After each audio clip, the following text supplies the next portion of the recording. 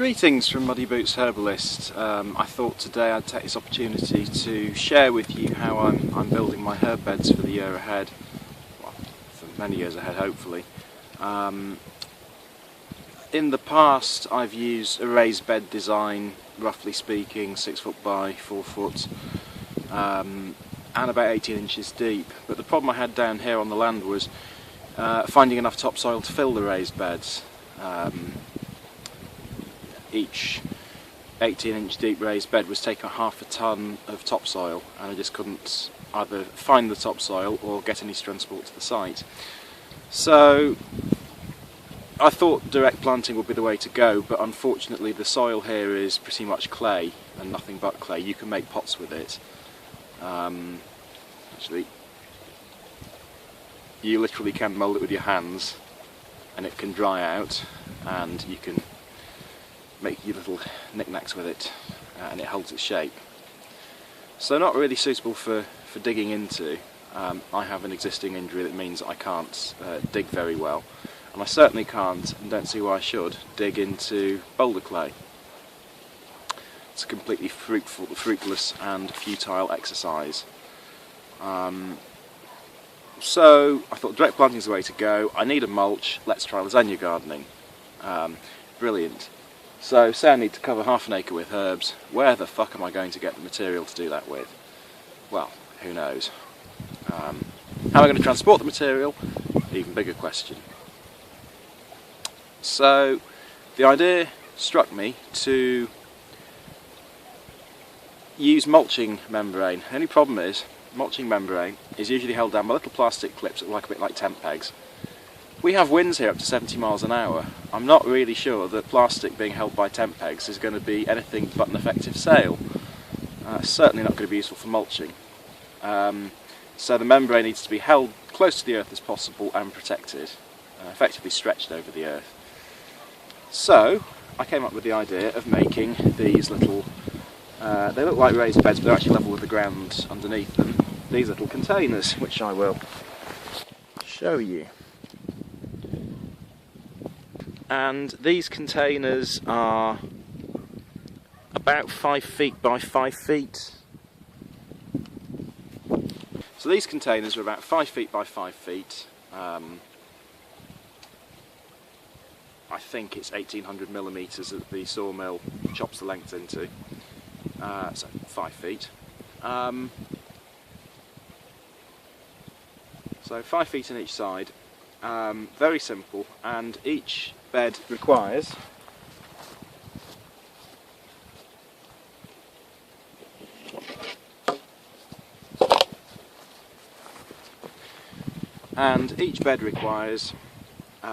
four planks of any length, in this instance 1800 millimetres, of 4 by 1 or 5 by 1 wood.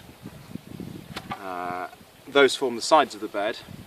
They also require stakes. These stakes are inch square and just over a foot long. And the goal with using these is that they form part of the corners of the beds and get hammered down into the ground to hold the bed stable. Again, stretching taut plastic over a wooden frame in 70-mile-an-hour winds is nothing but a sail. So I will form 2 sides of the bed and show you how to assemble it.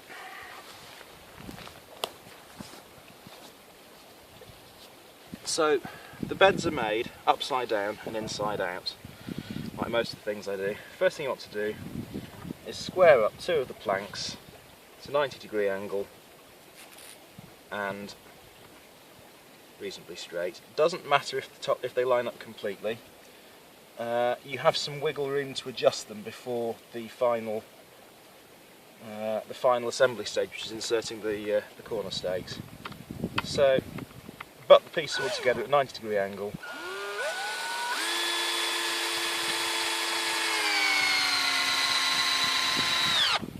And you want 2 reasonably long wood screws. These are about 3 inches long.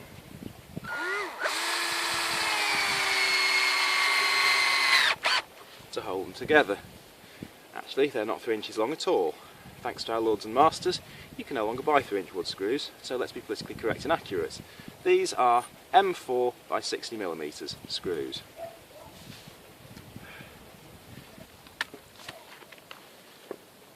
And for rigidity's sake, it's pretty important that the sides go round in not a straight corner, but you overlap them, so the top piece abuts the side on the left.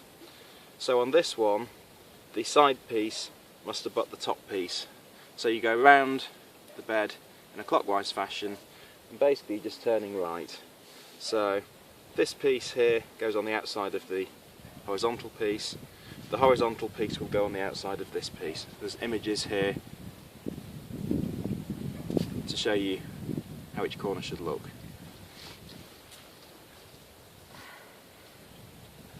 And doing that will make the bed far more resilient.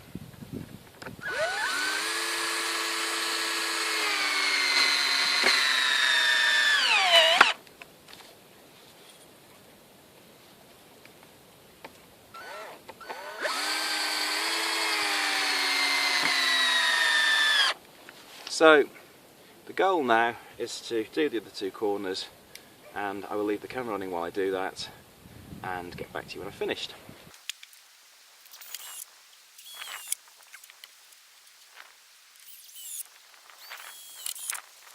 So now you've got the rough square of the bed made, you need to insert the corners.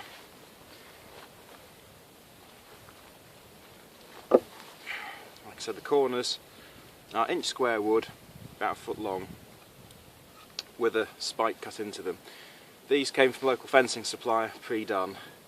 I'm not quite sure what they're used for. It's probably for small bed edge fencing or something like that. But yeah, useful little pieces. So you want to square them up in the corner and level them with the bottom of the square. The reason it's important to level them with the bottom of the square is that when you flip the bed over, that will become the top.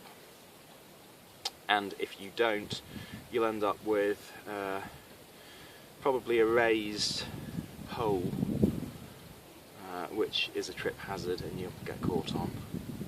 And it just looks nicer to have reasonably level pieces. So, having levelled it up with the bottom of the bed, you want to put 2 screws in, one from either side of the corner, or from either side of the angle.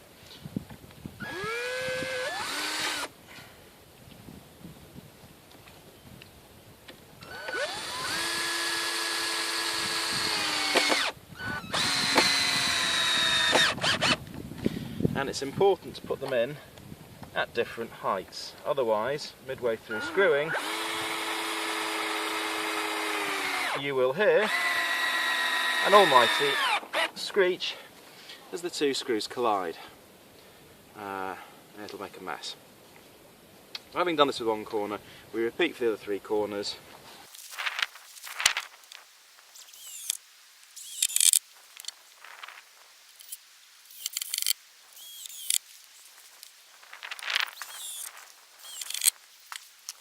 The last step of the process is to cover the bottom of the square with a plastic sheet.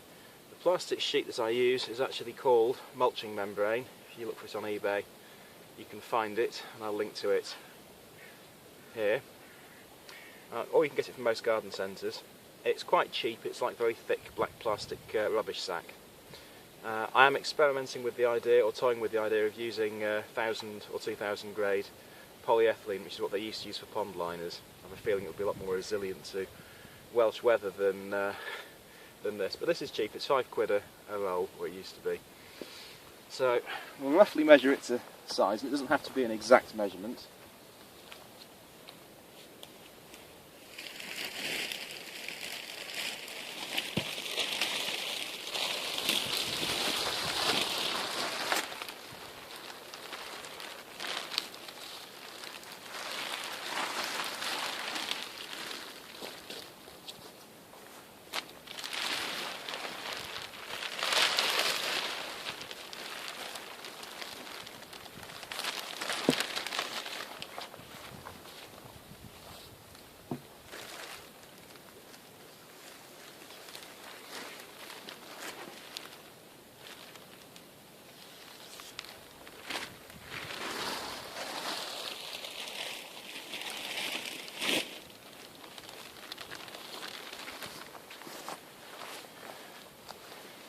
Like I say, it doesn't have to be an exact measurement.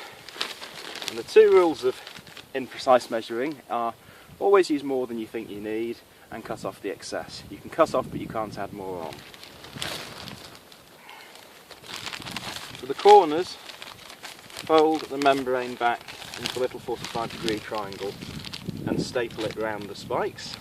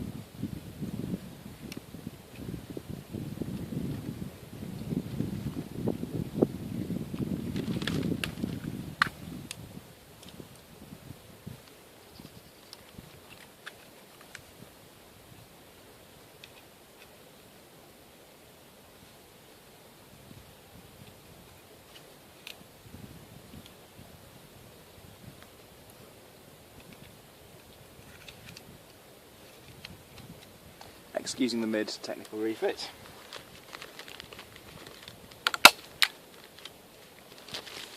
And then line up one side of the optical reverse, fold the sheeting over onto itself several times and staple it down. And as you staple along the side of the bed, you will want to change the angle of the stapler with every alternate staple. The reason for this is to evenly spread the strain on the plastic, because this stuff is not very strong. It's a bit like my stapler, which has just fallen to pieces again for the umpteenth time.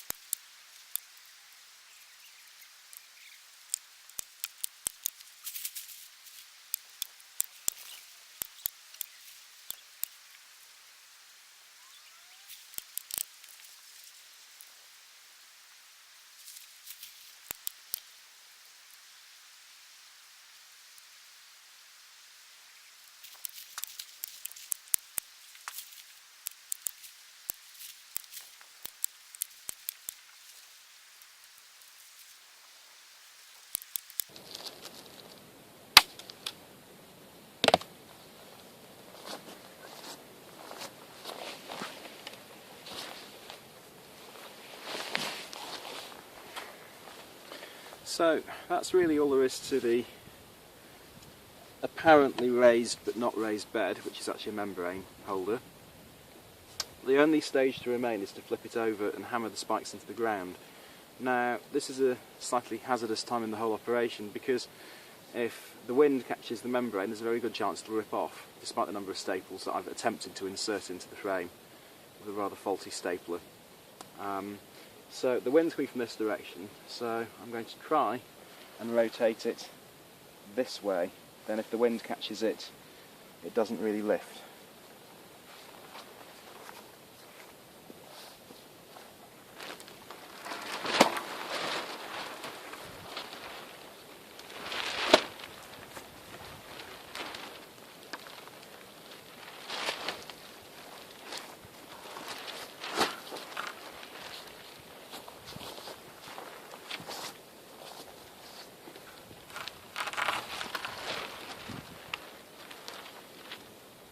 remains to be done then is to get a sledgehammer or a boot into each corner and stamp down the bed. You'll notice as I'm doing so that the membrane becomes taut, and it's becoming taut thanks to the pressure of the grass underneath holding it up. And that's ideal because a taut membrane won't be as easily rippable by the wind, and it will serve better to push the grass down, compact it, deny it of light. The idea being eventually the grass dies, leaving bare earth underneath this.